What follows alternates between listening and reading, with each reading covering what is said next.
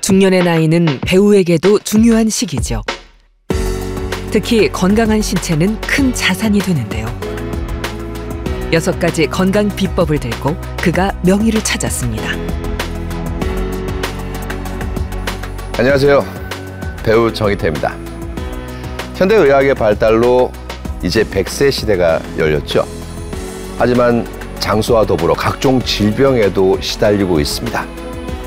건강하게 잘 늙기 위해 우리는 어떻게 해야 할까요? 갱년기가 시작되는 중년의 나이. 나이살이라 여겼던 뱃살은 점점 불러와 이제는 도통 빠질 기미가 없습니다. 맛있게 먹을수록 쌓이는 내장 지방과 멈추지 않는 식탐. 내가 즐긴 이 달콤한 음식들 속에 바로 적정 체중을 무너뜨리는 비만의 원인이 숨어 있습니다.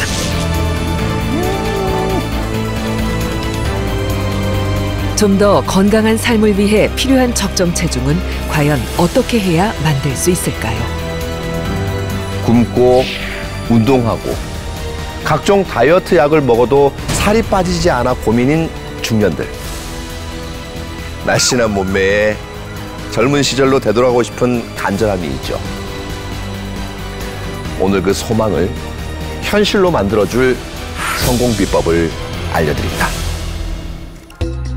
체질량 지수는 몸무게를 키의 제곱으로 나눈 값을 의미하는데요. 25 이상이면 경도 비만이고 30이 넘으면 고도 비만으로 분류합니다. 단순하게 키 몸무게로 봐서 내가 비만이다 아니다 이렇게 따지는 것을 넘어서 허리둘레, 근육량 이런 것을 같이 해서 우리가 나이에 맞는 적정 체중을 유지를 해야 되겠습니다. 갱년기 여성의 경우 여성 호르몬인 에스트로겐의 변화가 내장 비만의 원인이 되는데요. 에스트로겐은 혈관을 보호하고 내장 지방 생성을 억제할 뿐 아니라 기초 대사량도 높여 살이 쉽게 찌지 않습니다.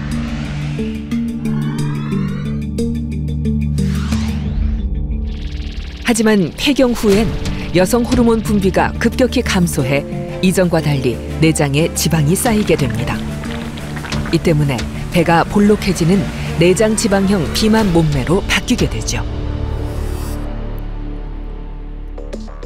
문제는 이 내장 지방이 각종 성인병을 유발하는 데다 빼기도 쉽지 않다는 것이죠. 그렇다면 자신이 내장 지방형 비만인지 쉽게 알아보는 방법은 없을까요? 허리둘레를 재면 알 수 있습니다. 허리둘레를 재서 보통 비만의 기준, 복부 비만의 기준은 남자의 경우는 90cm 이상, 여자의 경우는 85cm에서 한 32인치 이상 되면 아, 내가 내장 지방 비만이구나 이렇게 생각을 하시면 되겠습니다. 피하 지방은 우리 몸에서 그렇게 나쁜 역할을 하지 않습니다. 근데 거기에 비해서 내장 사이사이에 껴있는 내장 지방의 경우는 여러 가지 호르몬들을 분비해요. 나쁜 호르몬들을. 그래서 인슐린 저항성을 일으킨다든지 그리고 만성 지방을 일으킨다든지 이런 문제를 일으키는 물질들을 분비해서 고혈압, 당뇨 그리고 심혈관계 질환들을 일으키는 그 주범이 되고 있습니다. 우리가 섭취한 음식물은 소화 과정에서 포도당 형태로 바뀌어 에너지원으로 사용됩니다. 사용 후 남은 포도당은 지방으로 변해 쌓이는데요. 이렇게 몸속에 축적된 지방을 체지방이라고 합니다. 체지방은 주로 피부 아래, 피하지방 형태로 얼굴, 팔, 다리, 엉덩이 등 전신에 쌓입니다. 그런데 과도한 열량 섭취로 피하층이 포화 상태가 되면 장기 사이사이에 내장 지방이 쌓이게 되고 결국 복부 비만뿐 아니라 염증 물질을 분비해 다양한 대사 질환을 일으킵니다.